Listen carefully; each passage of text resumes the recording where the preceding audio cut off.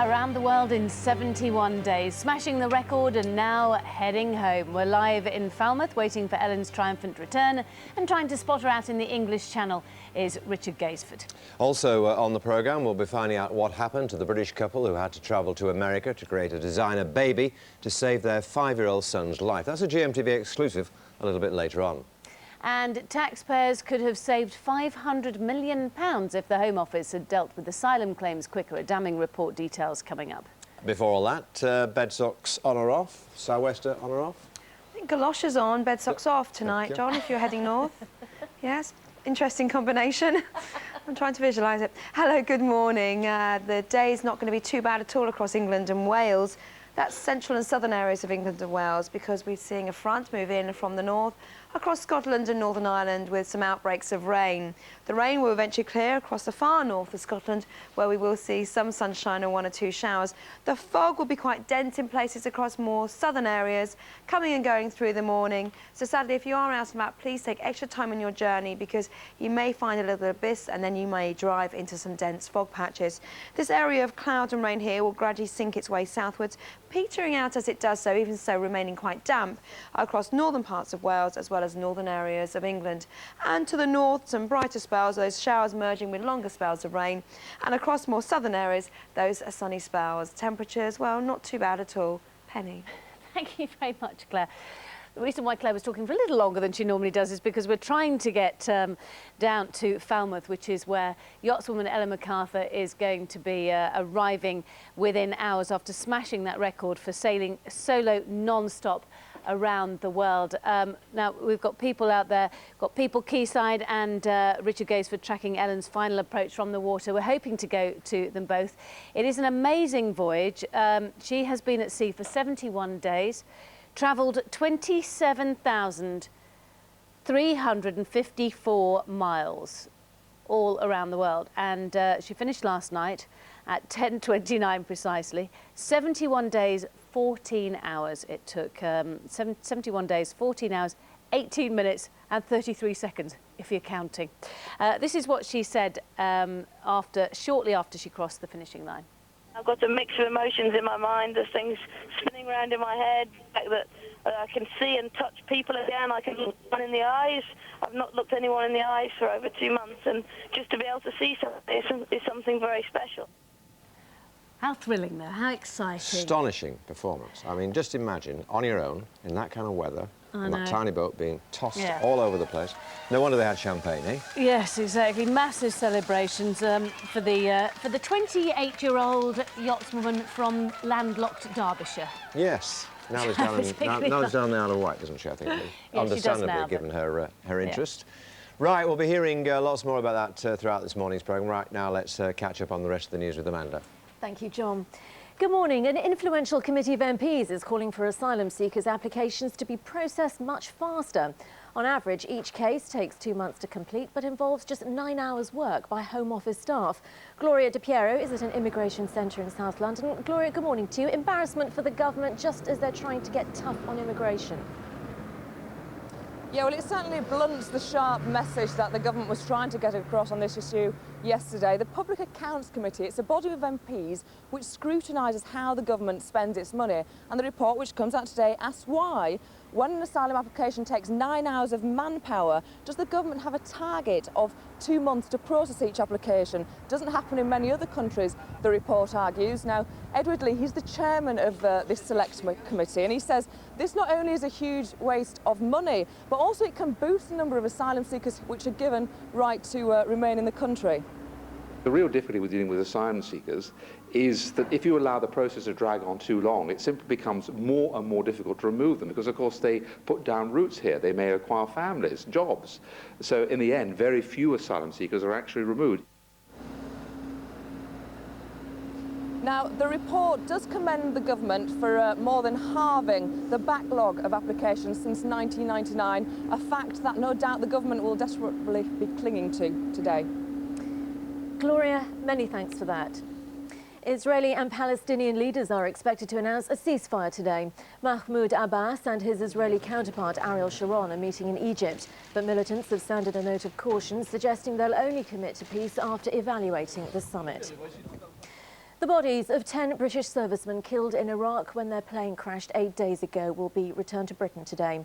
The soldier and 9 airmen will be flown into RAF Lynham in Wiltshire this afternoon. The Ministry of Defence is still investigating what caused the crash, the greatest loss of British life in Iraq since military action began there 2 years ago. Cherie Blair is mired in controversy as reports claim she'll earn £100,000 for a series of talks she's giving in Australia and New Zealand. People close to her say the figure is widely exaggerated. The Prime Minister's wife has spent her first day in Auckland visiting sick babies at one of the hospitals expected to benefit from the charity tour. Now, fur has returned to the catwalk for New York Fashion Week. Anti-fur protesters haven't interrupted proceedings so far, though demonstrations are expected later in the week. Anti-fur charity PETA is staging its own fashion show. On to showbiz, and with the Oscars less than a month away, Hollywood's elite have been out on the town for their annual pre-Oscars lunch. Jackie Brambles was also there. More than 100 nominees gathered for the annual pre-Oscar luncheon, the first and last time this exclusive group will gather prior to the big day. Well, we may be in Beverly Hills, but there's a distinctly British flavour in the air, thanks to Best Actress nominee Kate Winslet. You know, I think the thing that is so lovely that perhaps people wouldn't necessarily think is that it doesn't feel competitive. I mean, it really doesn't. Newcomer Sophie Okonedo of Hotel Rwanda was still in a state of shock after her nomination. My life is unrecognisable to what it was before. But Imelda Staunton pulled no punches as to how her new Hollywood profile had affected her. I've changed. Totally changed. I won't do any domestic duties at all now. The nominees' luncheon is the last low-key event before the big day. The Oscars will be held on February 27th. Jackie Brambles, GMTV News, Los Angeles. That brings the time now to 7 minutes past 6. I'm back at 5:30. Here's John and Penny. Thank you very much. Let's have a quick look at the front pages, and we're still trying to get a live link up to Falmouth, where Ellen MacArthur is going to be arriving in the next few hours, and there's a cartoon on the front page of the Daily Telegraph. Flat Earth Society issues fatwa on Ellen MacArthur. Oh, we like that. Yeah, we do. The other front page on the Daily Telegraph, let's inspect Royal Family Finances, says Audit Office, a story we were covering yesterday. The other papers, The Times, Labour rises to post-Iraq war high as the Liberal Democrats slip, and Ellen MacArthur there on the right again. In fact, she's on the front pages of most of the papers. The Guardian, deal to end Palestinian uprising, Israel to announce truce today, hope after 4 years of violence, and that also on the front page of The Independent, moment for peace. Daily Mail splashes the royal fiddlers, as they call them. Prince Charles facing extraordinary demands to open up the books of his massive income is their story. The Daily Mirror, jail inside with the lotto rapist. This is a man who won £7 million and then went to jail. And The Sun changes its front page to copy the Daily Mirror midway through the night. That's their front page now. It wasn't a little bit earlier. The Daily Excess, as it's known in certain circles, has asylum still no limit on entrance. Blair chickens out with half measures is their headline. And in the Daily Star, an interesting story saying that Simon Cowell, I'm sure you all know, has been the subject of 500 death threats per week from people who were unhappy about what he said about them on the talent show. The time is 9 minutes past 6. There's hope for a new peace deal in the Middle East this morning. It's widely expected that Israel and Palestine will announce a ceasefire at a summit meeting in Egypt. Well, joining us now on the line from Cairo is Reuters correspondent Matthew Tosteving. Good morning to you, Matthew. 4 years of bloodshed, 4,500 deaths. Commentators say this peace deal has only been made possible because of Mahmoud Abbas's dealings with militants since his election victory. Would you agree with that? Well, certainly the fact that the militant groups have been able to give a spell of calm has made this possible. We expect both sides to agree a ceasefire. Exactly what the militants will do after that is less clear. What they've been telling us so far is that they want to wait and see exactly what comes out of the summit before they might announce whether they themselves will actually stop things altogether or simply continue this current spell of unofficial calm. So have you heard any of the details yet? We're pretty short on details for the moment. What we're expecting is declarations which sort of set out the broad lines. details are likely to be worked out afterwards. Now, America, seen by many Palestinians as being very much on the Israeli camp, how much has America been involved in this? Well, I mean, obviously, America's backing and is crucial to whatever happens here. America is the power that matters when it comes to Middle East peacemaking. America, while Yasser Arafat was still alive, took the Israeli view that he was obstructing peace and didn't talk to the Palestinians. That's changed now. Mahmoud Abbas is there. The Americans are showing new signs of engagement as well, and clearly that is a factor.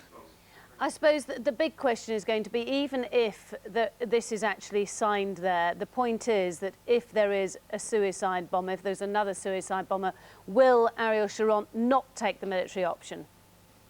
Well, it's very hard to see how he couldn't if a bombing is big enough. I mean, obviously these things would depend on the scale of attacks and so on.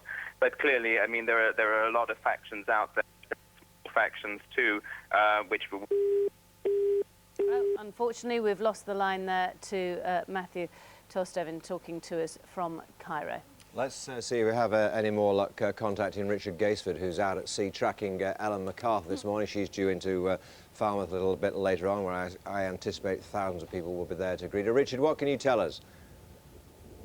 I think you're right, John. There will be thousands of people and hundreds out on the water as well. We're currently just at the head of the Falmouth estuary, just waiting for Ellen to come in. It had been thought she was going to be in Falmouth for 8 o'clock in the morning. Now, for some reason, they've decided to keep her out at sea just a little bit longer. She certainly could have made it from Auchan in France, the finish line, to Falmouth by the early hours of the morning. So I think she's resting up. Certainly when she crossed the line just before 10:30 last night, she would have been absolutely exhausted. And the first thing they did was to get her crew, her land crew, out to sea and on board to take over duties for her. She's been put on board HMS 7, which is alongside, given a medical. We're not sure at the moment whether she's sleeping on board B&Q, the Trimaran, or whether she's on board HMS 7.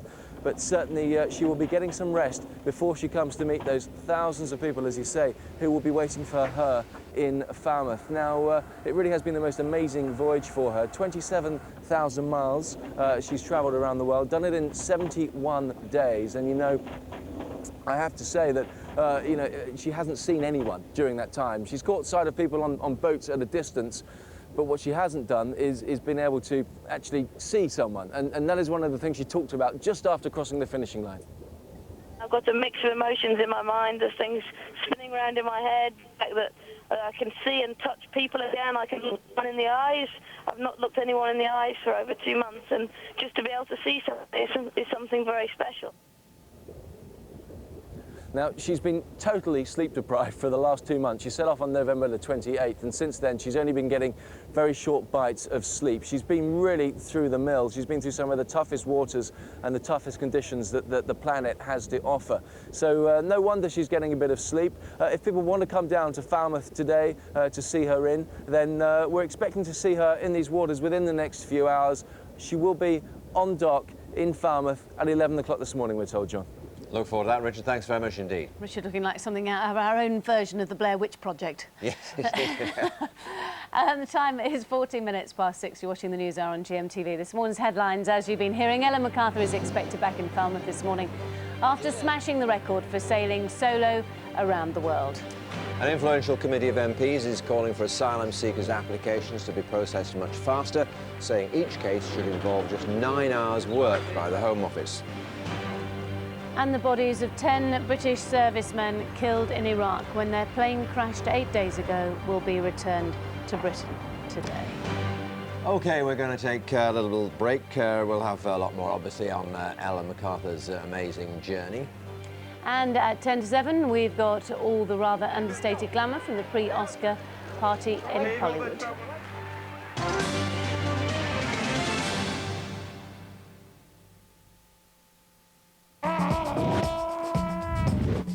Watch out, mate! Oh.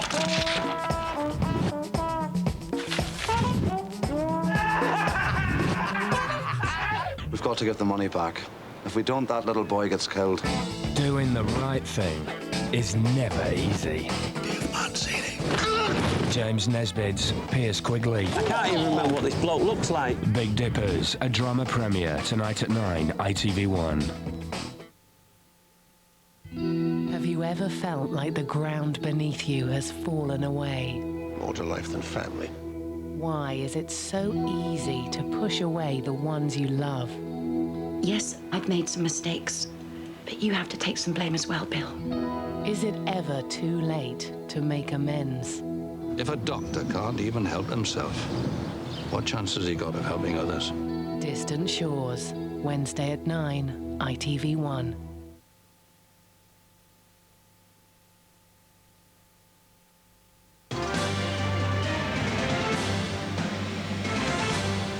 £16:06. Now, late last night, Ellen MacArthur became the fastest woman to sail solo around the world, non-stop, beating the previous record by 1 day and nearly 9 hours. But the 27,354-mile voyage wasn't all plain sailing.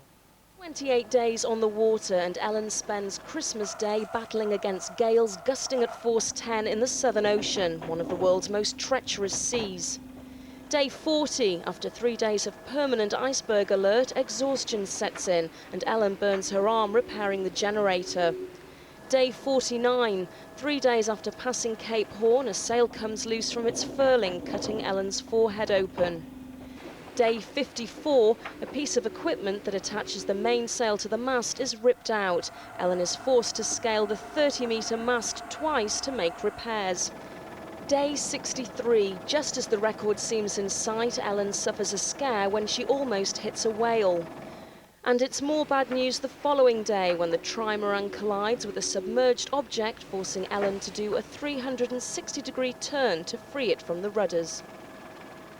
Joining me now is Olympic gold medalist Sarah Webb. Good morning. Good morning. Now, she's close, but they're keeping her away from the cameras for just a moment. Presumably sleeping, would that be? Well, it's possible, but, you know, if it was me, I'd be so excited. There's just absolutely no way I'd be able to sleep, no matter how tired I was. You know, the thought of coming into Falmouth with all the people and her family and friends and the crew that, you know, supported her around the world, she'd just be buzzing, I'd have thought. And the adrenaline pumping after 71 days with 4 hours sleep maximum in 24.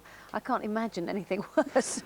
I crave sleep. 4 hours, it's just ridiculous. I know, getting up this morning was tough enough for me, but, you know, she had a goal and she was doing everything she could to achieve, you know, what she really wanted to do, and you just push yourself as much as you possibly can. And it just seems incredible as well that I still can't quite believe it. She doesn't look like she's a sailor who can sail on her own around the world, does she? No, I mean? she's like fairly slight. Yes, she is. I don't know how she's done it. You know, it's a massive boat, and she's beating a record which was set by a guy who's actually quite a large guy with a bigger boat. You know, so she's done incredibly well. Yeah, well, we spoke to Sir Robin Knox-Johnson last night, the first person ever to sail solo around the world, and here's what he had to say. She's been looking all the time at how well she's doing against the record, matching herself against it, watching the progress, and she had tremendous luck. She was 5 days ahead of Cape Horn, then she lost all that. Then she had great luck in the Northern Atlantic and caught it all up again. And then these last few days, she must have despaired when she looked at the weather that was developing. You know, there's a huge difference between going for the record and succeeding, and this record is now a very, very, very tough one to beat. It is fantastic, isn't it? Amazing. I can't believe that. I mean, because I think it's something like only 3 people have actually succeeded in doing it in the first place. I think 2. She's a second. Right. Obviously the first female, the youngest. But it's an amazing thing. You know, the sailing community didn't really honestly think she was going to be able to do it. And if she did, it was, you know, by a matter of hours, not a day and hours. So she's done an amazing job. What sort of training would she have been doing before she went? Oh, well, she'd have to be incredibly fit. You know, to be able to move anything on the boat, lift the sail, you know, refit, make it smaller, it is a massive job. So should have to be strong and fit, but incredibly healthy as well. You know, if you're not sleeping very much and you're doing all those activities day in, day out, you'd have to be fairly really healthy. So and she'd probably be eating a lot. Well, you see, that's what I was just thinking, because you can't just pull in and go and get anything to eat, can you? So what are you eating? Are you just eating all those bars that have got nutrients? She'll be eating those, yeah, some fruit and nuts, that sort of stuff, freeze-dried food, you know, just boil in a bag type stuff. But she'll be eating, you know, sort of 5,000–6,000 calories a day. It's amazing. You won gold in Athens for England, which none of us had heard of before. Why do you think Britain is producing such good sailors at the moment? I guess maritime climate, you know, we're an island and there's a lot of water for us to be sailing on. I think in the Olympic side, it's something that's built and developed over the years. You know, we were very strong when we were a youth programme 10 years ago, and we've all sort of developed together. And you know, there's a huge support for this country, and then obviously lottery funding's made a massive difference to the Olympic side of things. And you know, Ellen's 1 in a million. Would you fancy sailing solo around the world? Or maybe, but not just yet. I think another Olympics in me yet. Well, thank you very much, Sarah Webb, for coming in this morning. Thank you. OK, time now is 21 minutes past 6. The Prime Minister's wife, Cherie Blair, has received lukewarm reviews for the first of a series of talks she's giving in New Zealand and Australia. It's claimed she'll earn £100,000 for the after-dinner speeches, a figure her people say is wildly exaggerated. But critics are questioning if she should make anything at all from what's supposed to be a charitable tour. This is how her talks are being advertised down under. Cherie Blair, wife of British Prime Minister Tony Blair, noted British attorney, human rights advocate, Queen's Counsel and mother of 4 will be in Sydney for one night only. Seats are limited for this once-in-a-lifetime opportunity. So don't all rush at once. New Zealand journalist Mary Lambie attended the talk and joins me now from Auckland, and we have Quentin Letts from the Daily Mail on the couch beside me. Let's kick off with you, Mary. Huge fuss over here about the fact that Cherie Blair is allegedly receiving £100,000 for these talks. What do people in New Zealand think? What do you think? Well, what do I think? I think, you know, if she can make hay while sun shines, then good on her. What do the punters think? Well, I'm also a talkback host in my other life, and I put the call out to the punters the other day on this country's leading talkback station, and not one single response, which suggests to me people don't give a toss. Well, let me throw that to Quentin Letts. Your paper, the Daily Mail's made a great fuss about this. During that music, John, I wanted to stand to attention and salute, because this is all like a royal thing. I'm loving it. I'm loving every minute of it. And she's turning into Merseyside's Imelda Marcos, isn't she? And she's doing us proud, just like Ellen MacArthur. There's Cherie doing it down the other side of the world. Should she get money for a tour like this? Well, you know, I mean, one could become terribly vexed about this and raise questions of propriety. But with Cherie, I mean, it's long gone past that as far as I'm concerned, and it's just become sheer farce. And I think it's being done simply for our entertainment. I can see no other reason for it. It's amazingly, well, you could say greedy, tasteless, but no, it's wildly mad. OK, Mary, how can you say it is mad? I mean, at the end of the day, she is a woman with a mighty intellect. She's got 4 kids. Undoubtedly, she's got a mortgage. So why shouldn't she make $1? You see, she's got a mortgage, all right, and that's the reason for this, of course. You see, the ladies in this office are saying, in particular, Quentin, this is just right-wing sexist nonsense. What do you expect to do? Stay at home and look after the kids every day? Why shouldn't she go out and earn a few bob for herself? It's the beastly old Daily Mail beating up Cherie again. Well, I'm saying here to you, I don't really mind now, because I think it's gone so far the other side of the moon, her behaviour, that I think we just have to enjoy it and soak it up as a comic enterprise. And all this stuff we're told about how we mustn't... I think we have to see it as a win-win situation. The proceeds from last night's gala dinner was for a children's hospital called the Starship Hospital here. It's our National Children's Hospital in New Zealand. I mean, they probably pocketed out of last night in the vicinity of £90,000. Cherie may have pocketed, I don't know, whatever she pocketed, who cares? The fact is that the charity got some really credible money and that could be put to really good use. So isn't it win-win? We have a little problem, though, don't we, Mary? Because it's not entirely clear how much the charity is going to get, and there is a suggestion, anyway, that Cherie will get more than the charity. Now, if that is the case, surely we have to think a bit hard about this, don't we? No, I don't think so. I think, again, who cares? Because there would have been no show, there would have been no gala dinner without Cherie being there. It attracted 800 of Auckland's finest and, more to the point, richest people. And we are told that Starship will receive a 6-figure sum in our money. So if that's $100,000, if it's $200,000, that is a good thing. If that's the case, Quentin, shouldn't the Daily Mail call off the dogs? The dogs aren't on her. You mentioned dogs and Cherie in the same sentence anyway. But I mean, there are questions. If you wanted to get terribly serious about this, which I hasten to add I am not, you can ask questions about the background of some of the financiers and the business people supporting this venture and what they might or might not want to get out of the British government. But we're not going to go into that. We're just going to relish these Mother Teresa pictures of a woman plainly on the grasp trying to burnish her image. The irony is that according to the headlines this morning, Mary, the speech was a bit of a bore. A lot of people say it was a flop and a waste of money. Oh, that's unreasonable. It wasn't a flop. I mean, how can something be a flop if it attracts 800 people and you raise a whole lot of money for a really worthy charity? I mean, it wasn't a flop. In terms of content of speech, at the end of the day, it was just an enormous plug for her book, The Goldfish Bowl, a book which I'd never heard of, and I don't think I really need to buy now because she more or less read extracts from it. I was slightly disappointed at $250 a ticket that she didn't give us any extra tidbits, if you will. You know, no gossipy bits. She didn't sort of stray from the script. We had the multimedia presentation. We had all the pics of the train set sitting at town, number 10 Downing Street. A few shots of the backyard with Leo sitting there with a trampoline in the background, and that was about as insightful as it got. Mary, delight talking. I think we've got a new double act, Quentin and Mary. Thank you very much indeed. There's one born every minute in New Zealand, isn't there? I thoroughly enjoyed that. Thank you both very much indeed. Oh, time is 26 minutes past 6. Still to come, we'll be finding out what happened to the British couple who had to travel to America to create a baby to save their 5-year-old son's life. But first, let's find out what the weather's doing with Claire. GMTV weather, sponsored by Tops Tiles, brightening homes, whatever the weather. Hello, good morning. A few problems with our weather this morning, particularly across England and Wales, where there will be some icy stretches on treated roads, temperatures sub-zero in 1 or 2 spots, and also some mist and fog. Over the next few days, though, turning a little bit more unsettled as rain gradually moves in from the north. It's moving across Scotland and Northern Ireland currently, and stretching across to northern England as well as northern parts of Wales, with some blustery showers to follow.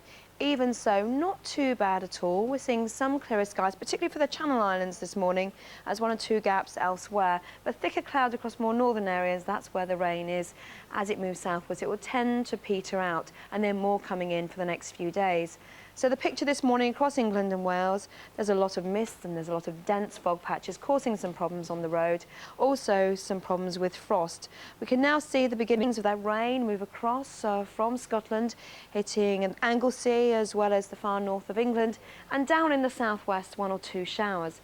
But for the Channel Islands, I think it's going to be a clear day with some sunny spells. For Scotland and Northern Ireland, it's a slightly different story.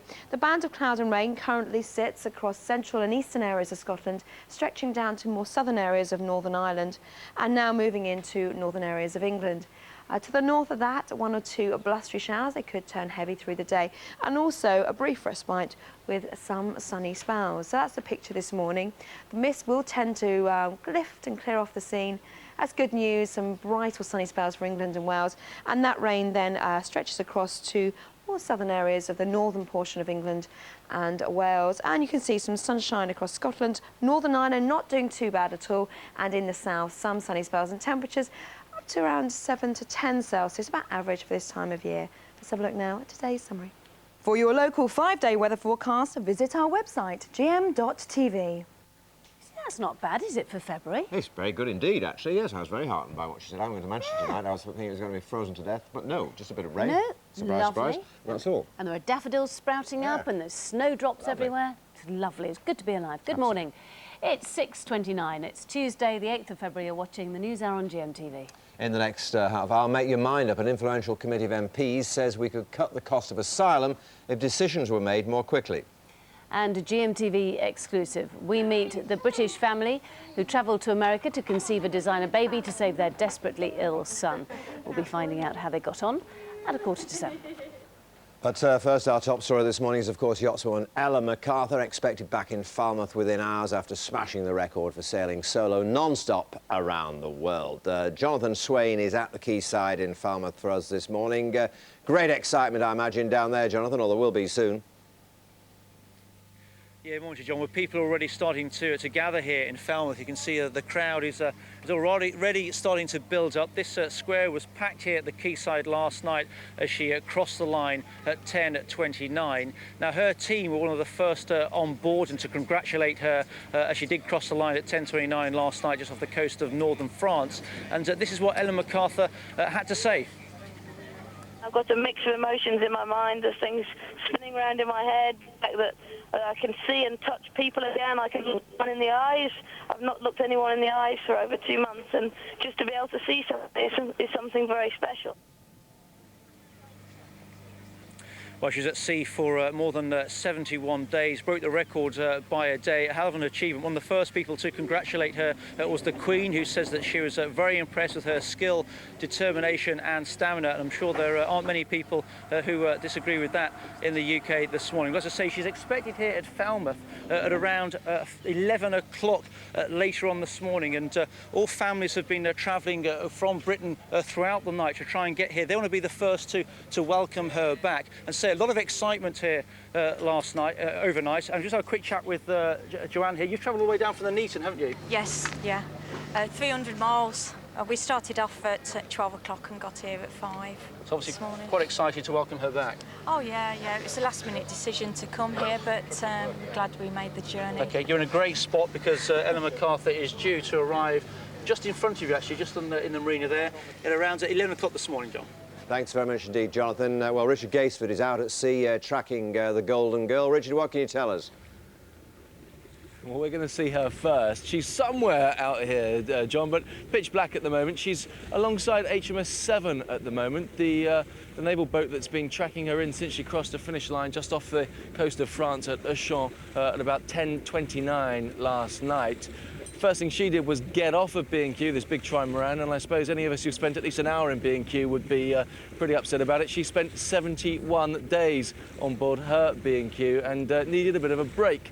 She's been given a medical by the naval staff, and we're told she's just resting now, and she will need to gather a bit of energy because she's been spending the last 71 days with very little sleep indeed. If you think this is rocky out here in Falmouth Bay this morning, think about what it was like in the Southern Oceans as she was heading down all the way around the world, and she had some pretty tough times out there. I mean, not only did she nearly hit a whale in the closing stages, but various parts of her boat stopped working. She lost power, she lost the water maker, she was getting fumes inside the cabin, and it was a pretty difficult trip for her. And I think the fact now that she's going to come back in and see this, it might just knock her out. I think she's going to plan to do about 2 hours in town and then go and just get some rest and spend a bit of time with her family. And who can blame her? Richard, thanks very much indeed. More on Ellen's progress throughout this morning's programme. Time is 28 minutes to 7. Let's get this morning's other top news stories now from Amanda. Thank you, Penny. Good morning. An influential committee of MPs is calling for asylum seekers' applications to be processed much faster. On average, each case takes 2 months to complete, but involves just 9 hours work by Home Office staff. Gloria De Piero is at an immigration centre in South London. Gloria, good morning. All rather embarrassing for the government, isn't it? Just that they're trying to get tough on immigration. Yeah, the government yesterday saying that it was getting a grip on this issue. This report certainly doesn't help. It's a report by the Public Accounts Committee. That's a group of MPs who scrutinise how the government spends its money. And the report asks why, when it takes about 9 hours of manpower to process an application, does the Home Office have a target of 2 months to process an application? Now, more decisions must be fast-tracked, say the government, say the Select Committee, because the length of the process is costing an awful lot of money. And Edward Lee says that it can actually boost the number of asylum seekers that are given leave to remain in the country. The real difficulty with dealing with asylum seekers is that if you allow the process to drag on too long, it simply becomes more and more difficult to remove them because, of course, they put down roots here. They may acquire families, jobs. So in the end, very few asylum seekers are actually removed. Now, the report does concede that the government has made progress since 1999. It's more than halved the backlog of applications, and that's a little chink of light that the government will try, no doubt, to cling to today. Gloria, many thanks. The Israeli and Palestinian leaders are expected to announce a ceasefire today. Mahmoud Abbas and his Israeli counterpart Ariel Sharon are meeting in Egypt. The militants have sounded a note of caution, suggesting they'll only commit to peace after evaluating the summit. The bodies of 10 British servicemen killed in Iraq when their plane crashed 8 days ago will be returned to Britain today. The soldier and 9 airmen will be flown into RAF Lynham in Wiltshire this afternoon. The Ministry of Defence is still investigating what caused the crash, the greatest loss of British life in Iraq since military action began there 2 years ago. The scientist who cloned Dolly the sheep is expected to be given a licence today to clone human embryos for medical research. Dr. Ian Wilmot needs the go-ahead to work on incurable diseases such as Alzheimer's, Parkinson's and diabetes. The cloning of human babies is outlawed in Britain, but therapeutic cloning has been legal since 2002. Now, New York Fashion Week is always guaranteed to raise a few eyebrows, but this year the controversy is on the catwalk. Isn't on the catwalk, but it's over the designs. It's some of the fabric, which is fur. But there were no protests so far, just celebrities smiling for the cameras. Cordelia Kretschmar has this. It's glossier than London, more mainstream than Milan and more hype than Paris, because in New York, the focus isn't on the runway at all. It's firmly on the front row. Excuse me. Beyonce, just hold on, please. Thank you. Celebrity sells, and Beyonce was here to guarantee headlines. Beyonce, why Oscar de la Renta today? That way. My mother actually recommended it. She loves Oscar. Fur apparently also sells again. Chinchilla and fox came out of the closet at Caroline Herrera. Not a peep of protest here, but anti-fur activists do plan action at some shows. In the meantime, the lure of luxury and celebrity make New York the only destination on Planet Fashion this week. Cordelia Kretschmar, GMTV News in New York. Brings the time to 6:36. Our next news update is at 7. John and Penny are back shortly with the first British couple to have a designer baby. But now here's what's happening where you are this morning.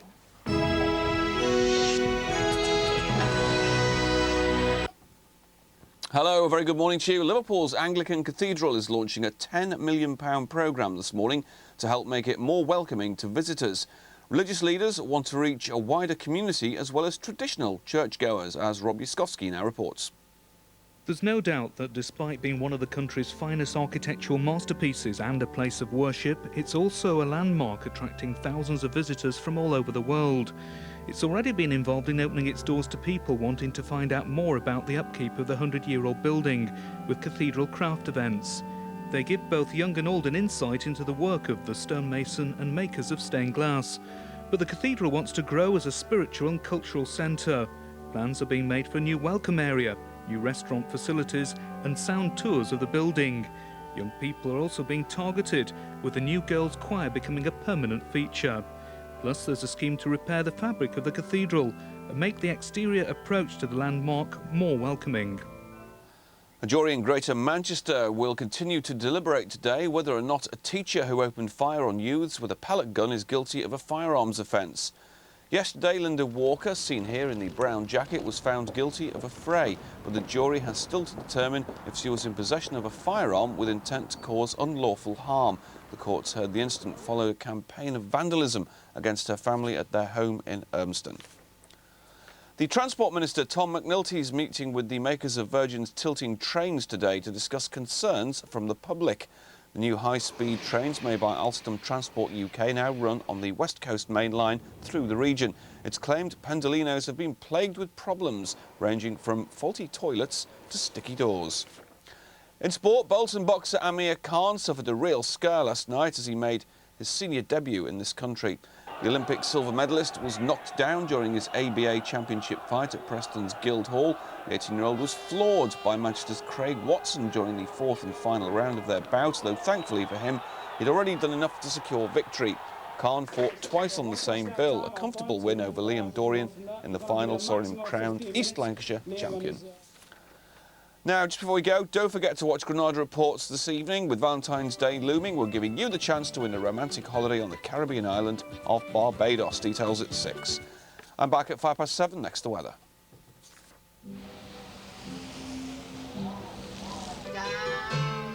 Brighten up your winter with the fresh smell of summer. Mist and fog patches first thing, but a mainly dry morning ahead, but rain in Lancashire and the coast. Cloudy this afternoon, top temperatures 8 Celsius, 46 Fahrenheit.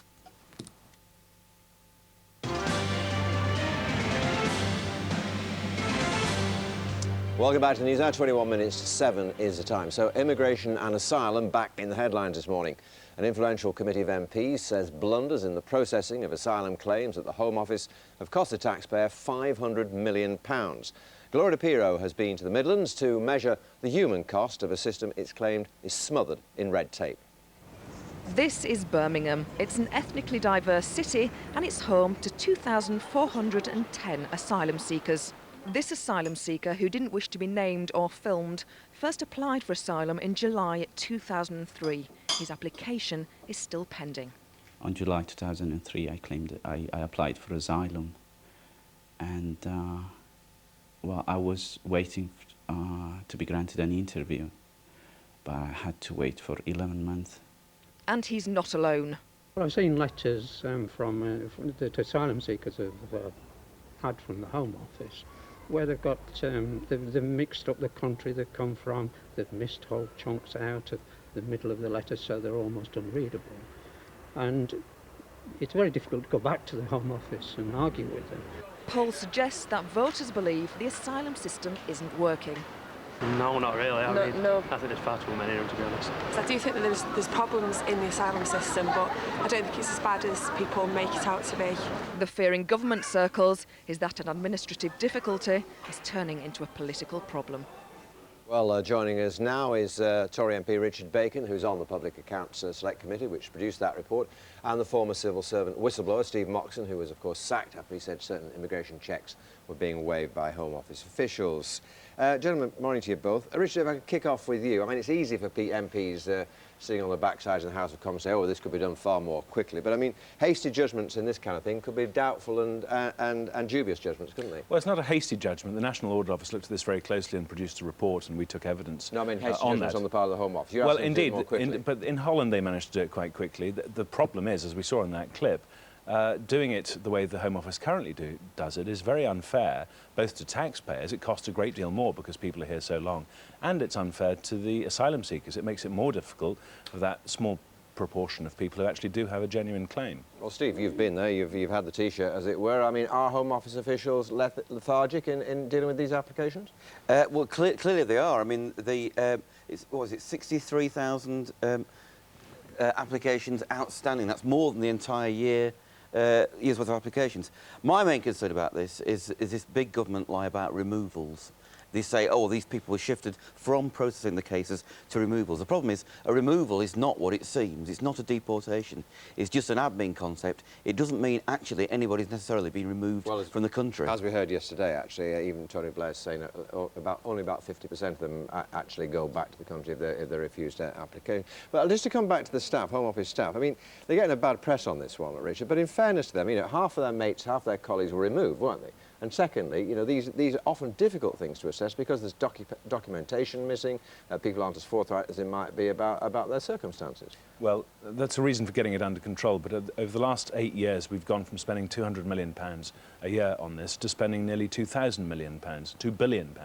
So there's a lot of money sloshing around the system, but it's not being used efficiently, and people are hanging around sometimes for many, many months without getting a firm and clear decision. And of course there are all the support costs, the accommodation costs, the benefit costs. They're not allowed to work during that period. So it's unfair on everybody concerned. We need to get a system that works much more rapidly. And if you look at the Home Office Centre at Harmondsworth, they are able, on average, to turn the application around in 3 to 4 days. In Holland, they managed to do 40% of the applications within 48 hours. So if it can be done in some places, it should be able to be done everywhere. But is that a fair comparison? Is it fair to... I mean, the chairman of the committee did compare the situation here with the situation in the Netherlands, but is that fair? Surely they don't have half as many applicants as we do. Well, no one has as many applicants as the UK. No industrialised nation anyway. That may be true. So it's an unfair comparison. What about the people then that, as you say, the government can't get rid of? How could they more speedily do that then? If they don't have any place here, how could they more speedily act on that? Well, the biggest problem really is the whole thing's hooked up to the Human Rights Act. The problem is, this is our experience in managed migration, people are afraid, officials are afraid to give refusals because they know the applicant's going to turn around and use the Human Rights Act or some other means to actually lodge an appeal. So they err on the side of caution, oh, let's grant them anyway. And the problem here is that the government are exceeding their own targets for successful appeals. I mean, of the large number of people who appeal, about 20% are actually, their appeals are upheld. Well, I was going to say... we know that 90% of applicants are just economic migrants and are bogus. Well, I was going to say, Richard, I mean, the committee findings seem to argue against what Steve just said. They're saying that the Home Office staff are refusing people, and then when it goes to appeal, they're being allowed to stay. In other words, the Home Office staff are getting it wrong. Well, the Home Office staff are obviously under a lot of pressure, but the problem is that the system is, as you said in the introduction, smothered in red tape. You've got to have a system that works smartly and quickly and efficiently, and that itself ends up saving money. When people are hanging around for many, many months, obviously it's going to cost a lot more. Now, the applications are slightly down from where they were 2 years ago, but they're still much higher than they were when Labour took office in 1997, and there's still a lot of work to do. There we have to leave it. Richard, Steve, thank you both very much indeed. We should point out that we did ask for a government spokesman, any Labour member of that select committee to come and join us. We tried very hard yesterday to get any one of them on the programme. Not one of them was able to do so.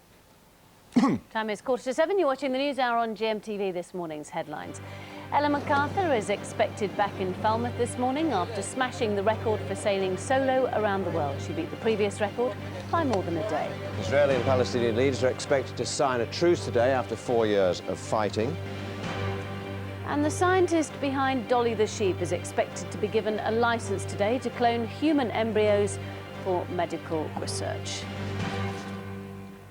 The first British couple to have what was called a designer baby have hailed the operation to cure their son with cells from the sibling as a success. Charlie and baby Jamie, who saved him, are now both fit and healthy, and the family join us for their first live television interview since that good news, along there with Emily, who's 3 now. Good morning to you, Michelle and Jason. Good morning to all of you. Thanks for talking to us this morning. How are Charlie and Jamie? Okay. They're very well. They're doing very well.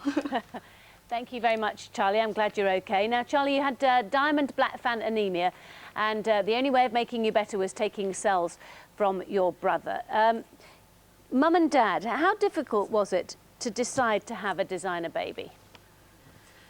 It was a very hard decision to make, but that was the only cure for him, so that's why we went down that route.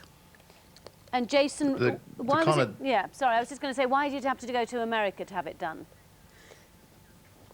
Well, the reason we had to go to America was the HFEA, which is the government agency, turned our application down, saying it was unethical to try and help save Charlie by having another child that would have been much loved and wanted anyway. So we were forced to travel to Chicago to have the treatment. Right, and as I understand it, stem cells were taken from Jamie's umbilical cord, is that right? That's right, yes. They were harvested at birth and then frozen until Charlie had his treatment 6 months ago. Right. And Michelle, has Charlie been given the all clear now? Not the all clear yet, but so far so good. Water. So, I mean, we won't kind of know for definite till about 12 months' time, but so far so good, everything's looking normal. But he's been given a 6-month all clear. Yeah, 6 months all clear. Tap water. And what is it with the tap water, Charlie? He wasn't allowed tap water, he had to have sterile bottled water. But now I'm on tap water. But now he's on tap water, so it's a big achievement for him. Is that the most exciting thing for you, that you can now drink out of the tap? No, the freezing. And going back to school. And lots of other things. And how has he changed? His energy level, his... He's full of beans. He's just full of life, his appetite. He had a kind of... He had a 3-week cycle before where he'd get topped up with blood transfusions. And it would make him full of life and active, and then he'd have a week of being normal, and then he'd have a week of being kind of dull and lethargic and lifeless. And all the time, the medical treatments were continuing, the nightly infusions of drugs. So, you know, his cycle was 3 weeks of up, middle, down, and now he's just got a constant up. It sounds like it, I can tell you. And Charlie, if we give you the final word, how do you feel about little Jamie there? Do you love your little brother? Yeah. That's it, is it? Look at the camera.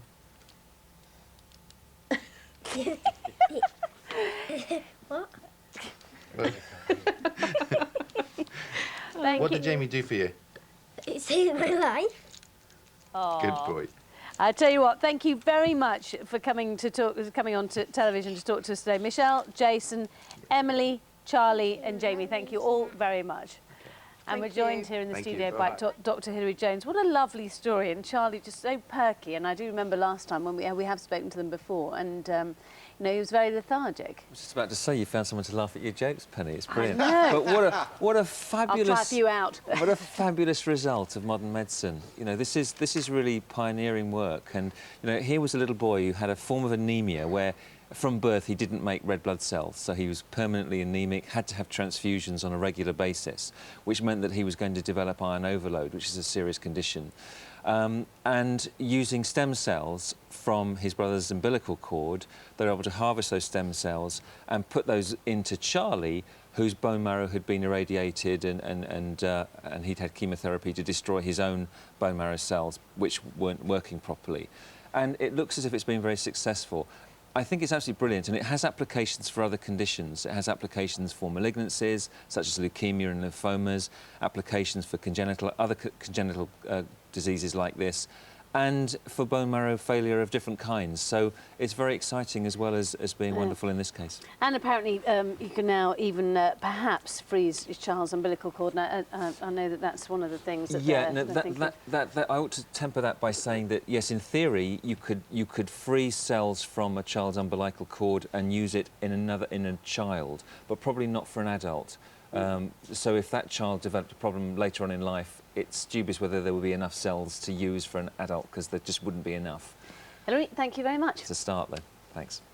OK, time now is 9 minutes to 7. Hollywood's elite have been out on that famous red carpet for the annual pre-Oscars luncheon. Of course, no trendy Hollywood bash will be complete without our own Jackie Brambles. Good morning to you, Jackie. Tell me about this luncheon. What's it all about?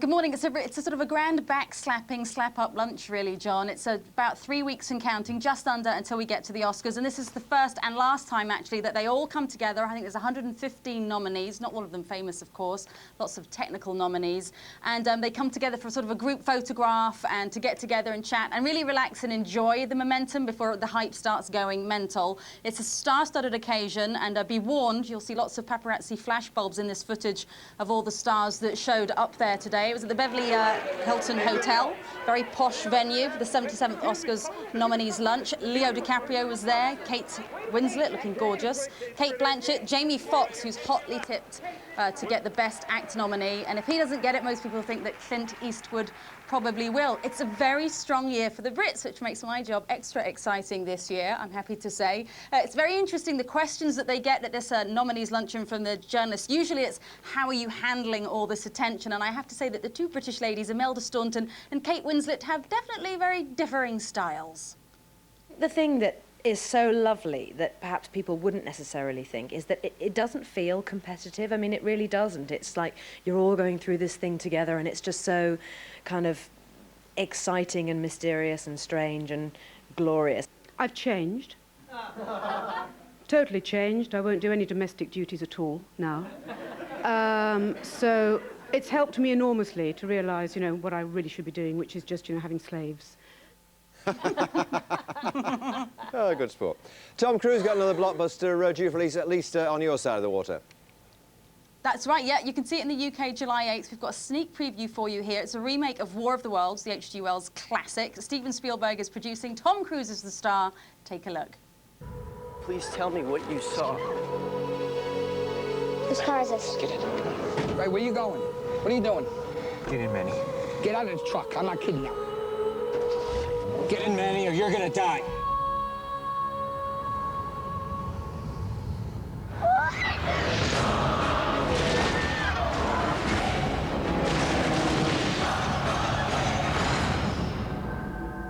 My wife driving, was it? No, it wasn't. Sorry. Jackie, thanks very much indeed. Before we go, I know you haven't seen these pictures, but I'll just show them to our viewers at home. This is Burt Reynolds. He's featured in all the papers this morning, having had, or perhaps been the victim of plastic surgery is more appropriate. One of the papers rather cruelly suggesting that it looks rather like a burns victim. If we go in tight on that, we can't, yeah, they are. That's afterwards, not before, that's afterwards. interesting. Yeah, I have to say, John, that I actually passed him sort of within 2 feet at a Beverly Hills hotel a couple of weeks ago, and it's not pretty up close, which is a shame because he used to be a ravishingly handsome man. Yes, so that was back in the 70s. So I was too, but then, yeah, there we are. Jackie, thanks very much indeed. Good to see you, love. Amy and Fiona next. Still a deliciously handsome man, most John, kind. for goodness sake. There are women all over the country envying my proximity to you. Yes. Darby and Joan, see you soon. Yeah. Now, Eamon and Fiona giving away £10,000, and they're talking to Lamar. There'll be more on Ellen MacArthur, of course. And, of course, we'll have some weather for you with Claire.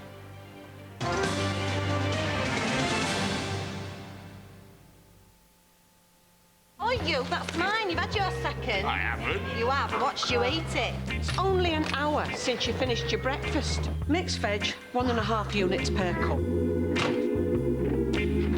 Doylem. I'll have melted chocolate in my soup now. That's extra units.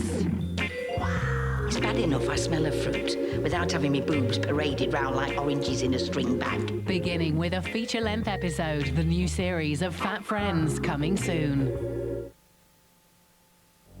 Some men do, some men don't. Watch out, guys, because we're on the hunt for a husband. How do you go about finding the perfect man? Find out on LK Today, later on GMTV.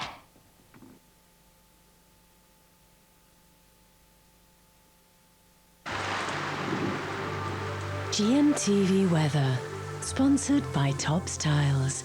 Brightening homes, whatever the weather. Hello, good morning. Mist and fog this morning, some dense fog patches, rain moving across from Scotland and Northern Ireland, and more rain to come over the next few days, turning unsettled, we think, for the weekend, also perhaps a little bit colder.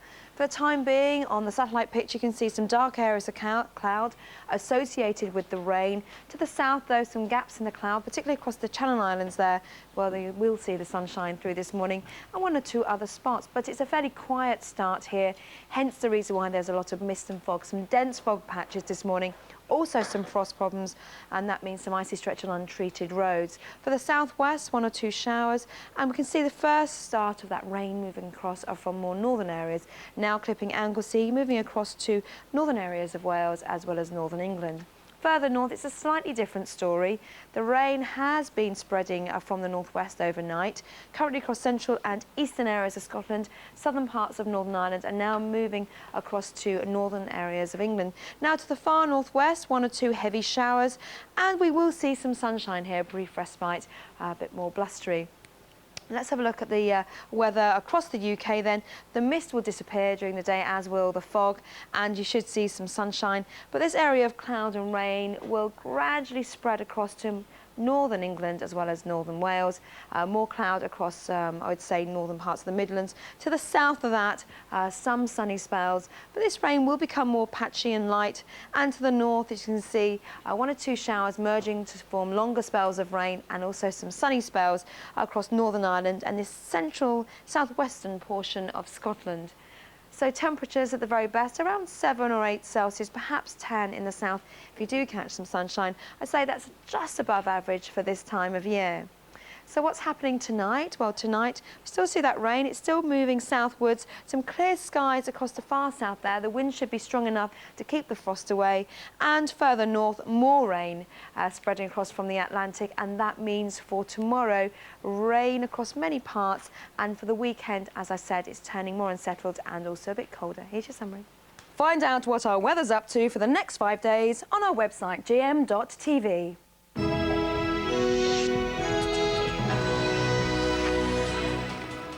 She's done it. Ellen MacArthur enters the record books as the fastest person to sail solo around the world.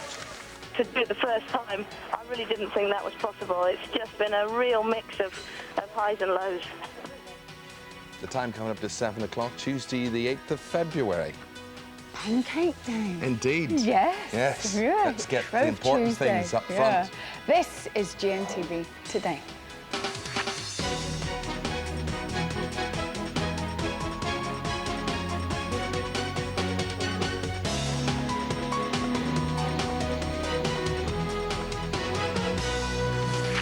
Now, Ellen MacArthur. We've all got Ellen MacArthur fever. She beat that round the world record last night. She crossed it in the middle of the Atlantic Ocean or whatever somewhere. She hasn't reached dry land yet. We are live this morning in Falmouth, where her team and her supporters are waiting for her return there. And we're out to the channel to bring you pictures of Ellen coming in as it happens, because apparently she's having a bit of a sleep. Yes, MacArthur's parked. She's parked up. That was quite Good. Also on this morning's show, the Emmerdale Love